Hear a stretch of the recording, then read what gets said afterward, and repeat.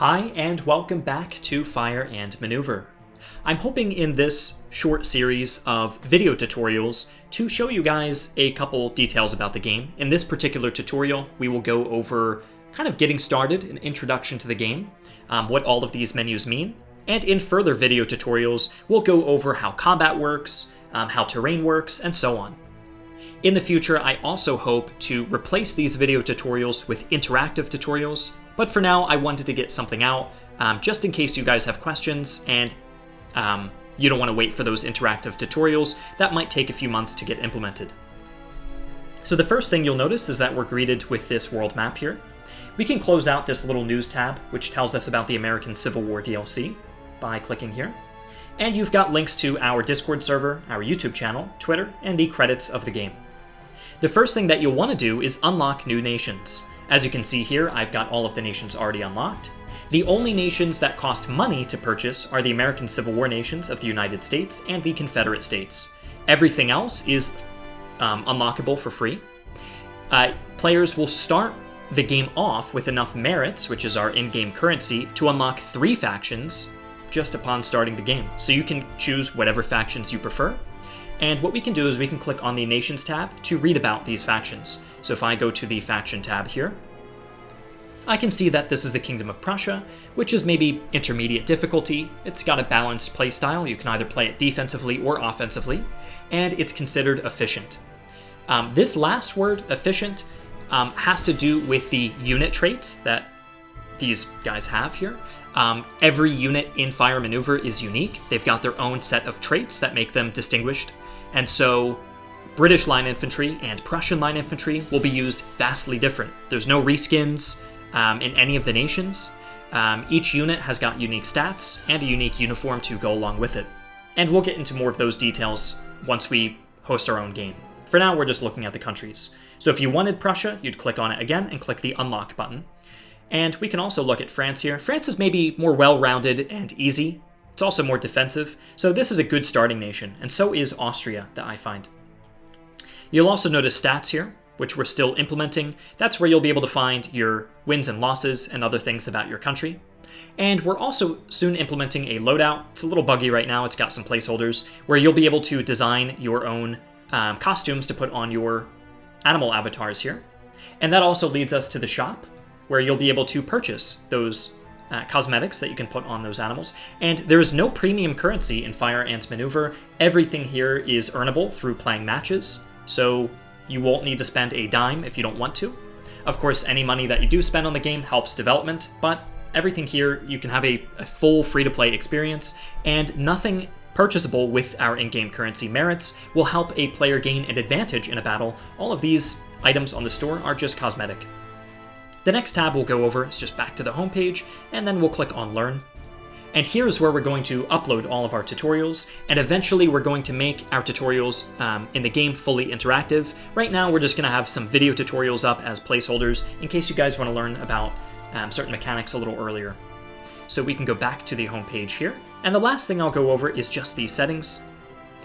Here, of course, you can adjust frames per second, your texture quality graphics, your resolution. You've also got post-processing, depth of field, shadows, anti-aliasing, advanced layering, and VSync. I would say the options that make the biggest difference to your frames per second are going to be advanced layering, maybe shadows, post-processing, and then also the graphics and texture quality. Those things are quite important to your FPS. For me, it's not too much of a worry, so I'll keep all of these on, but if you do notice frames per second drops, either host games with smaller amounts of units on smaller maps, or play around with these settings. Both of those will help.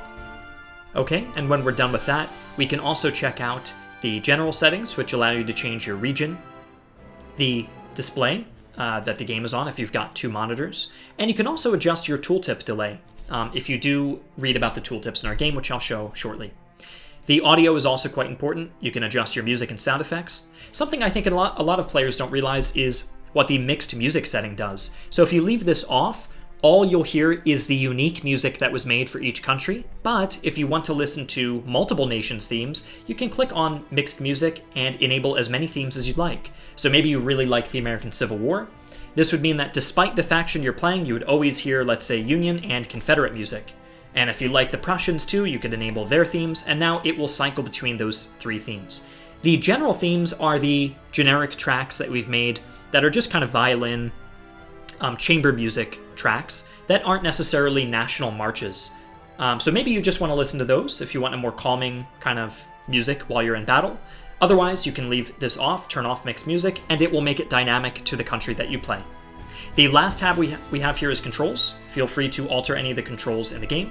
We'll go over the controls about the game in a different tutorial specifically made for controls, but for now you can check this tab out if you'd like. So the next thing we'll look at is that we've got custom and quick matches. I'd recommend for now just going to custom. For this tutorial, we're just going to check out the custom tab. Once you're ready though and you want to quick match with other opponents, the best way to do that is using our quick match feature here and just finding another random player to play against. For now, we'll go to custom. I'd recommend going to battles, then hosting your own battle here. You can name it whatever you'd like. And then you can also pick the time period. I would recommend starting with the Age of Glory, as there's less units in each roster, and the amount of weapons that you can get, the weapon variety and complexity, is smaller. So this is a good place to start. We can create our room and then pick our faction. We'll pick France because they're a good starting country. After that, we can open slots if we want to make this a 2v2, but for this example, we're going to make it an offline game, so we can open a slot and add an AI. After we do this, we can actually change which AI we're playing against. So if we wanted something more historically accurate, let's say we wanted to fight the Prussians, we could cycle through here until we find the Prussian Eagle. For now, you can't change difficulty, but in a coming update, you will be able to change the difficulty of your AI and the personality, so if they're aggressive or defensive and that kind of thing. Next thing we'll do is we can start buying our forces. So something that is quite helpful is if we go to the unit info tab and then we hover over our units, we can actually read about the history of those units, and we can hover over the unique traits that we touched on, which are these. And this will tell you the unique abilities that distinguish each nation. So the French, for example, have got the Voltigeur of the Guard, which is a completely unique unit, and they come with range drill and skirmishing. And these two traits will help you deal a lot of damage and avoid damage. So these guys are good at light infantry tactics and keeping at range. Units are more expensive if they've got these traits associated with them. So if you're paying 95 points, you're not going to get the range drill, and maybe you've got less cohesion, so your guys don't stay in a fight as long. But if you're going to pay 165 and they come with a rifle, then you really want to play into that unit's strength, because you're paying that extra money for them. So I would recommend reading about the stats of your units and playing to their strengths. Otherwise, you're wasting money, right? If I use the Voltigeurs of the Guard as a melee-focused unit, then I've just thrown away 100 points that I could have spent on maybe Zouaves who excel in melee combat. So it's always good to read about the units before you purchase them and see how you want your strategy to develop based on the units you purchase. So maybe I want 2 Zouaves if I want to be more of a melee-focused build here. Some infantry, maybe a guard unit for range, and with my remaining points I can buy some cavalry and artillery. Maybe I want the dragoons here, and 395 I could get heavy artillery, and I could get a light artillery. Now I've got 80 points left, and I can't buy any more units. So it might be quite frustrating trying to find a good build that uses all your points. But something that is quite helpful is that if you look in the armory here, I can actually click a weapon by left-clicking, and then I believe it's left-click again to assign that weapon. And that's how you can spend the few points that you have remaining without having to rebuild your roster to fit those remaining points. So if I've got 50 left, maybe I want to assign one more rifle. I've got 20 left. Maybe that's okay with me. Maybe I'm okay with 20 units, or I might remove the cavalry here. With 180 left, I might upgrade to the cuirassiers, and now I've effectively used all my points. So I've got 0 funds left. I've got a few rifles that'll extend range, but my Zouaves, who are better at melee fighting, they don't even come with rifles, because I'm probably going to use them in hand-to-hand combat anyways. So this was an effective way for me to assemble my force and play to each unit's strengths. The next thing I can do is go over to the settings, and I can change the map. So if I'm going against Prussia, maybe I want to find a map that's more thematic. We can find Saarbrücken. I believe historically, Saarbrücken was the first battle of the Franco-Prussian War in which the French actually entered German territory, and they won the battle against the Prussians before quickly withdrawing back to France, and from that point on, it was all downhill there. So if we want to try to do a little alternate history here. We can click on Saarbrücken and try to defeat the Prussians and maybe hold into Germany and do some more games against the AI as we beat the Prussians. So the other things that you can set are the starting season and the weather. And you can also set the start time, a day-night cycle, and multi-day battles. Most of these aren't too relevant, but if you do want to mess around with these more advanced settings, you are free to. Start time is pretty self-explanatory. That's the time of day when the battle starts. The day-night cycle is how fast it's going to get to the next day. Maybe we want faster days. And then multi-day battles, dynamic means we can fight through as many days as we want to. One day means once it reaches nighttime, they're going to call a victor. And so even if we haven't destroyed each other's forces, it's going to tally who's at the advantage by the end of the first day, and that's who won the battle. Or you could do 2 or 3 days, or you could turn this off. Maybe you don't want to worry about a multi-day battle system. We can turn that off as well. Closing this out, we've also got our game settings. Point amount is what we use to spend our money on buying troops here. The battle size is the max amount of units you can bring to a battle. The order count is how many orders we can spend during a battle. Now we've got 3, 6, 7, 8 units here, so 12 orders should be enough. That's enough for everybody to receive an order, and even double up orders on certain units and have them move and shoot in the same turn. But you can adjust this to whatever your liking is. Game speed allows you to choose from dynamic animations to instant animations and balanced. I would recommend dynamic game speed because it's going to speed up the animations at the start of the battle, but by the time your 2 forces engage, then it's actually going to slow the animations down so you can follow the combat. So it's basically speeding up the beginning part of battles where you're just kind of deploying men and setting up the stage for the battle. Kills to win marks the amount of kills you need in order to win the battle. 85% is the default, but you could make it whatever percentage you'd like.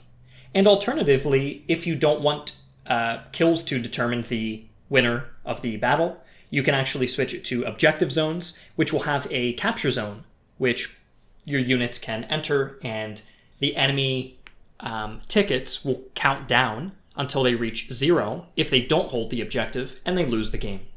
The last thing that you can adjust is the turn timer. I suggest if you're new, you might as well turn that off. But if you're playing online, I do suggest some kind of turn timer, just so even if both of you guys are making your turns way within the time limit, you at least know that you can't spend an hour, let's say, forming a turn. So having one for at least a 2-minute timer is still quite helpful. Once you've done all this, the last thing that you really need to do, if you want to, is to click this button here next to the AI, and you can actually adjust their composition. So if you think that you want to fight a heavier artillery composition, you could work that in with maybe some infantry and work against that instead. Then you just click the button again, and you're ready to start the battle. Click the Ready button, the Start Battle will appear at the bottom of the screen, and you're ready to go. And that concludes the kind of game introduction tutorial that I wanted to make this video, and we're going to have future video tutorials which will go into more depth about how battles work and other game mechanics. But I hope that's useful if you're new to the game, and if you've got any other questions, feel free to ask in the comments section. The community is very helpful, and they'll always be there to answer your questions. If you want a faster response, if you join our Discord server, there's a lot of community members who are always ready to answer questions, and they've even written some guides about how the game is played as well, which I could imagine would be useful. So that's it for now, and I will see you guys next time.